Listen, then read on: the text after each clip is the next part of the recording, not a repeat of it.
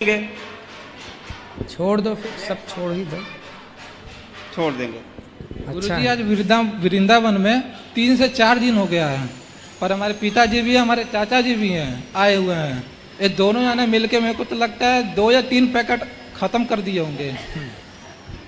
अब नहीं खाना बेटा, अच्छी चीज नहीं है ये सब। और दूसरा सवाल यह था कि जैसे कि ये मांस मदिरा तो हम लोग छोड़ दिए हैं, पर हमारी जो नानी जी हैं कोई मन्नत मानी थी कि बलि वगैरह देने के लिए। अब तो हम लोग खाते नहीं, हमको तो पता है कि हिंदू धर्म में ये सब चीज़ वर्जित है, मतलब पाप है, पर उनको समझाना था कि मेरी माता जी को यही सवाल है। हाँ, तो उनको बोलना कि बलि चढ़ाना है तो अपने अंदर की कोई बुराई की, पेठा वाला कद्दू होता है, बलि की जगह कद्दू चढ़ाओ, वो बलि मानी जाएगी। अच्छा, नारियल भी बलि मानी जाती है, नारियल तोड़ना। बस आपके चरणों में कोटि कोटि प्रणाम, यही सवाल पूछना था। गुरुजी जय श्रीमन नारायण जी। गुरुजी, मैं आपका प्रश्न उत्तरी सुनता भी और मन में धारण भी करता हूँ, लेकिन फिर भी थोड़ी सी संशय बनी क्या? रहती है कि जैसे मैं किसी भी मंदिर में, किसी भी यहाँ हो चाहे किसी भी मंदिर में जाता हूँ, अब तो सिर्फ श्रीमन नारायण ही मेरे भजनों में चलता है और कुछ नहीं। मतलब ये सोचता हूँ कि शंकर जी का मंदिर हो चाहे माता जी का मंदिर हो, पर ये जाता हूँ तो कुछ 1-2 शब्द वहाँ निकलता है माता जी का, नहीं तो श्रीमन नारायण बस यही अच्छा है, श्रीमन नारायण जप रहे हैं, बहुत अच्छा है। कहीं भी चलता हूँ, किसी भी जगह चलता हूँ तो बस यही निकलता है। ठीक है, ठीक है, जय श्रीमन नारायण। राधे राधे गुरुजी। जी। जब से हमने कथा सुनी है, जब से हमारे जीवन में से सब बुराइयां खत्म हो चुकी है। अच्छा। इसके लिए आपको धन्यवाद। और एक भजन सुनाना चाहता हूँ। सुनाओ जरा सा एक लाइन।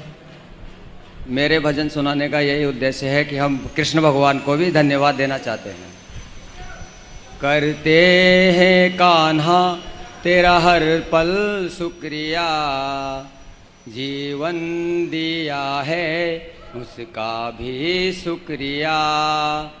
करते हैं कान्हा तेरा हर पल शुक्रिया, खुशियाँ जो दी है उसका भी शुक्रिया।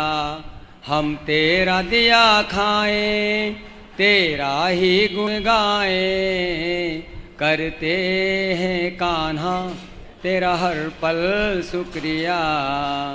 खुशियाँ जो दी हैं उसका भी शुक्रिया, वाणी जो दी है उसका भी शुक्रिया, जीवन दिया है उसका भी शुक्रिया। धन्यवाद महाराज।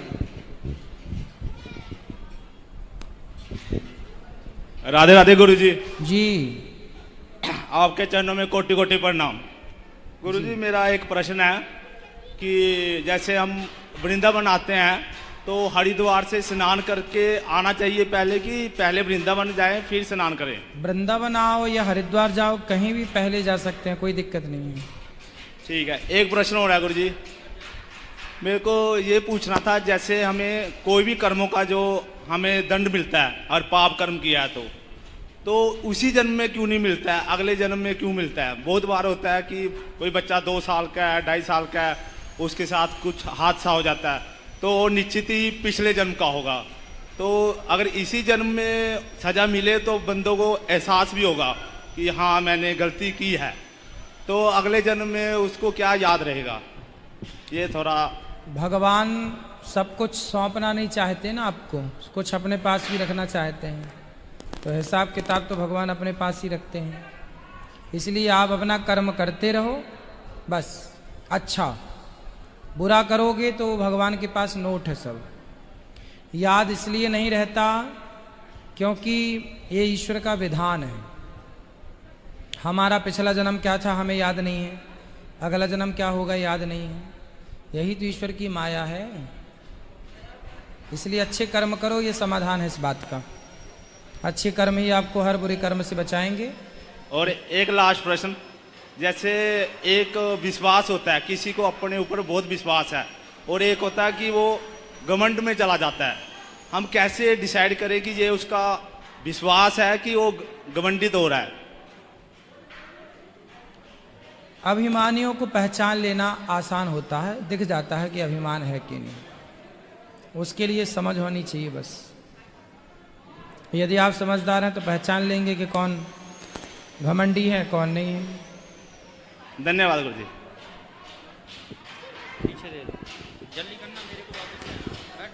गुरु जी राधे राधे गुरु जी। जी मैं छत्तीसगढ़ से आया हूँ सर। मेरे बच्चे के आँख में कुछ प्रॉब्लम है। रायपुर के बड़े हॉस्पिटल में भी दिखा चुका हूँ मैं।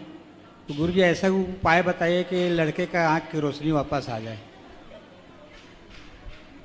आ जाएगी आ जाएगी। डॉक्टरों को दिखाओ अच्छे से। दिखा चुके हैं गुरु जी। फिर क्या बोले डॉक्टर? डॉक्टर बोल रहे हैं कि इसके आँख में बहुत प्रॉब्लम है, इसका आना नामुमकिन है। डॉक्टर को दिखाए हो, अब भगवान जब डॉक्टरों ने मना कर दिया तो अब भगवान के आश्रित रह लो। हाँ भगवान का आश्रय ले रहे हैं। भगवान जो करेंगे अच्छा करेंगे। ठीक, धन्यवाद। गुरुदेव एकाग्र चित्त के लिए क्या करूं, ऐसा समाधान था मेरा। एकाग्र चित्त के लिए, शांत चित्त के लिए सत्संग करिए। सत्संग करिए, संतों की संगति करिए, धीरे धीरे एकाग्रता आएगी। समय के साथ एकाग्रता आएगी। भगवान का चिंतन करते रहिए, नित्य नाम जप करिए, नित्य कथाएं सुनिए, धीरे धीरे एकाग्रता आएगी। एक सत्संग सुना सकता हूँ छोटा सा। श्री राम जय राम जय जय राम। श्री राम जय राम जय जय राम। श्री राम जय राम जय जय राम। श्री राम जय राम जय जय राम। श्री राम जय राम। प्रणाम गुरुदेव। सुंदर, बहुत सुंदर, बढ़िया।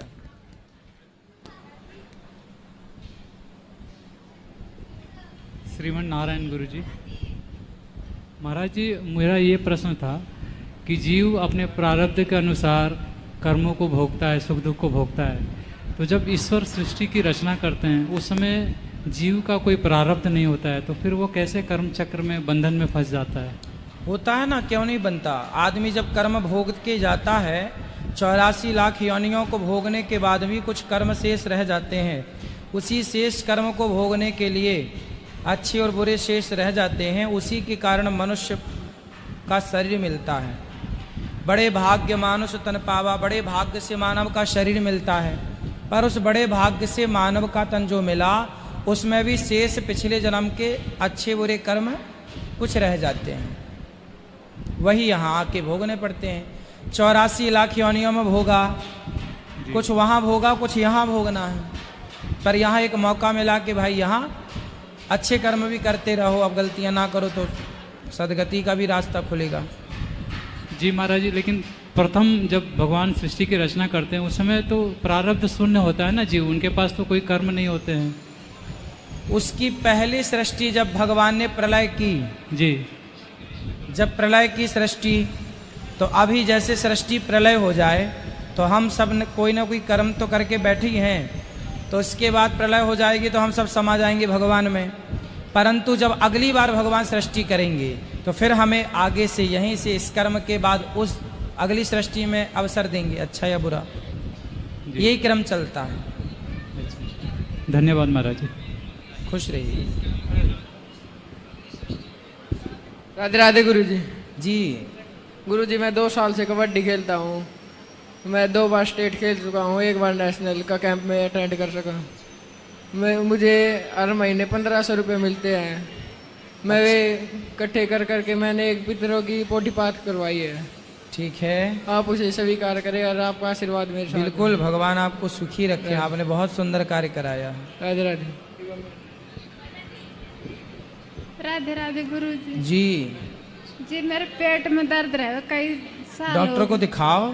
दिखा लीजिए। योग करो, कपालभाति करो। सुंडी से ऊपर काल जैसे नीचे चढ़े रहे जी, दर्द उठे भी नहीं। योग किया करो, ठीक हो जाएगा। डॉक्टर को दिखाओ और योग करो। ठीक है गुरु जी। राधे राधे। जी गुरुजी मेरा प्रश्न है, आपकी माता जी ने पहले कौन सा पुण्य किया था आप जैसा बेटा पाए? पता नहीं कौन सा पुण्य किया था। हम भी चाहते हैं, मेरे बेटे लोग भी ये कुछ सत्संग में जोड़ना चाहते हैं, इतना प्रयास करते हैं, नहीं सुनते हैं। आप इतना कैसे सब कर लेते हैं? माताओं की सेवा, बंदरों की सेवा, अन्न क्षेत्र, यहाँ 3 घंटा कथा करना, फिर प्रश्नोत्तरी करना, इतना सब कैसे कर लेते हैं? क्योंकि भगवान कराना चाह रहे हैं, सब करते भगवान है, हम तो उनके नौकर बन के कार्य कर लेते हैं। मालिक तो भगवान है करने वाले, हम नौकर हैं भगवान के। वो अपने बच्चों को इतना समझाते हैं सत्संग से जुड़ जाएं, एकदम सुनना ही पसंद नहीं करते हैं वो लोग। और हम चाहते हैं पूजा पाठ करें, तीर्थ करें, 60 साल की उम्र हो जाती है, उसके बाद भगवान में मन लगाएं। कौन, आपके पति? हम सोचते हैं तो कहीं जाने आने घर के लोग नहीं देंगे, दर्शन पूजा पाठ दान पुण्य करने के लिए सब रोकेंगे।